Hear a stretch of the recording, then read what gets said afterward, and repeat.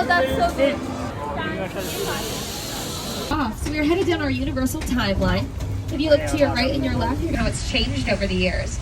We released our first film in 1914, and they usually build the interior of houses and stuff like that.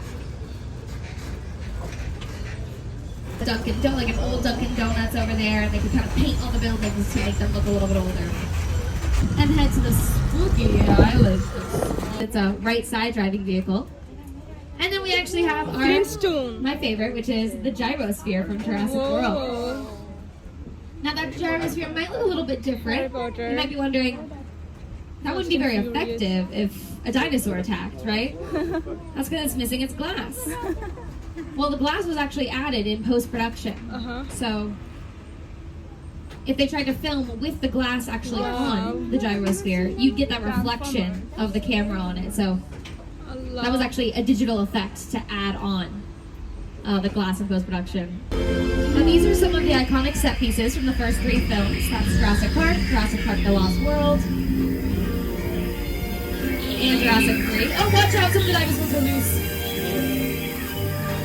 Whose job was it to make sure that those dinosaurs were in their cages? Oh, it was my turn. So sorry, guys. Let's have this They actually pretty Jurassic Park on Oh my goodness.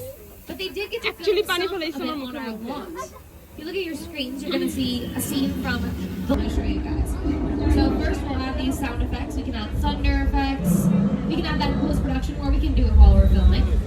And then the strobe lights or the lights effects, that can also be added in post-production, but they can also be done by light. And then we have these things called rain rates. These are these sprinklers. They're going to shoot water up in the air, and then it falls down naturally. Now, even though, look at how big these droplets are, even though it looks like it's raining a lot. Actually, on camera, it's not like a lot of stuff. It's really hard to actually get rain on camera. You actually have to backlight it, so you want to add light on it so that it sparkles on camera. Oh, watch out for the pop flood. Wow. Oh my goodness.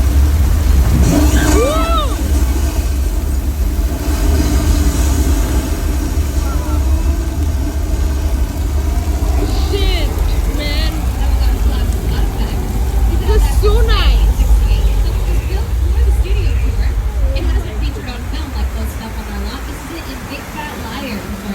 Never ever seen this. You're in the good place. I'm not supposed to be Right. Well, it doesn't sound. Shows of all time, streaming on Netflix. I highly recommend The Caribbean, the Disney film.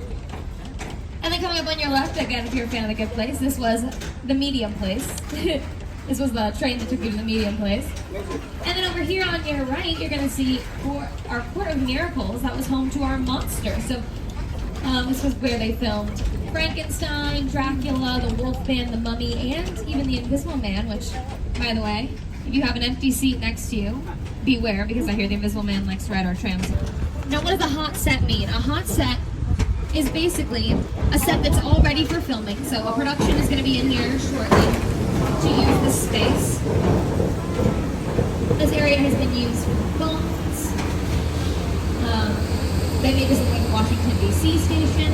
Right now, it looks like they're setting up for it to be a San Francisco station. As you can see on the right there, the poster for San Francisco.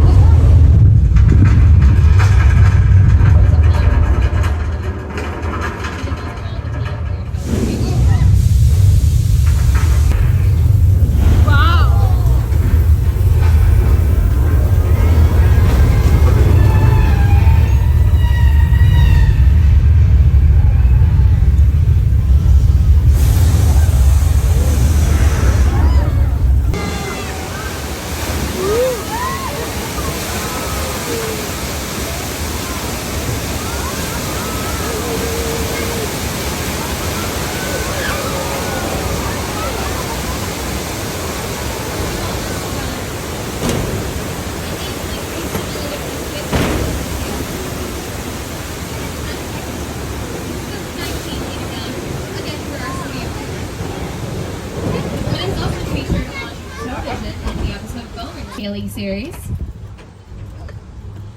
Season 3 just dropped, I believe, on Netflix, and they just wrapped filming season 4 on our lot. Those that you see on the show are fake. And so they had to add a lot of different dressing to make this area not look like Southern California. Versus for Never Have I Ever, it's supposed to take place in Southern California, so they don't have to do as much set dressing area. Now this sky blue house on your left, they're using that for Ted, the new series that I was telling you about. And that's set in 1993, and you can see they've added a bunch of distressing, which just means that they've added mud and dirt, make it a little bit older and more rickety.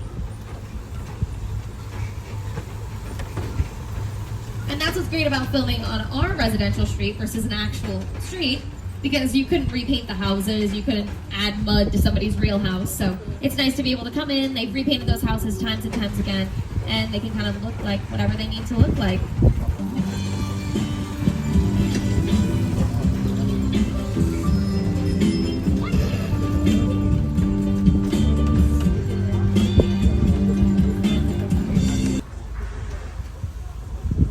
Let's hear about how him and Rick Carter designed this set for War of the Worlds.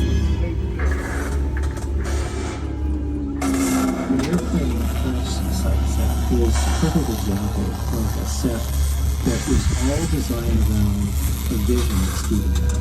He said, yeah, to sit down to talk about the War of the Worlds. But I thought, what if the 747 goes down right in a big neighborhood? Because it's just something you don't see. You're doing good. No experience. Built to showcase an unbelievable new live show. Not looking so live anymore. Anyway, behind this Hollywood fantasy, gold rush frontier town lies a sinister secret. Into the world. He's on board. And he's wanted by Owen Shaw, which is an international criminal. And so we're going to hide out in this garage because bad stuff never happens in garages.